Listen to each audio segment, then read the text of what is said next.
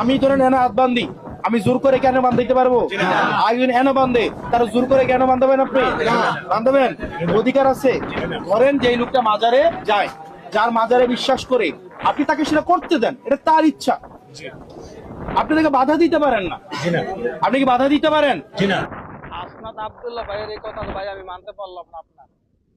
আপনি বলেন মাজারে গিয়া যে যেটা করে এটা করতে দেন, এটা তো ভাই কথা না।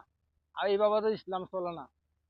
আপনার একটা লোক গিয়ে আপনি মাজারও সেজদা করলো, সেরেক করলো, বেদাত করলো, ঠিক আছে, তার পাশে পাশে আরো 10টা মানুষ যাইব, ওই জায়গায় গিয়া সেরেক করব, বেদাত করব, ঠিক আছে, মানুষের মুশরিক বানাইবো। এটা কি আমরা মুসলমান হিসাবে প্রতিবাদ করব না? অবশ্যই আমরা করব, ঠিক আছে। মানুষ দর্শন করলে আমরা প্রতিবাদ করি, মানুষ চাঁদাবাজি করলে আমরা প্রতিবাদ করি, মানুষ টাকা দুর্নীতি করলে আমরা প্রতিবাদ করি। এটা আমাদের দায়িত্ব।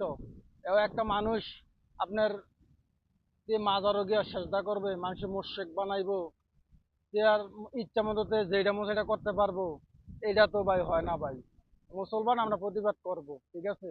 আপনি আমার কথা রাগ করলে করতে পারেন, কিন্তু ভাই এটাই সত্য, ঠিক আছে। আমাদের এটা ইমানি দায়িত্ব।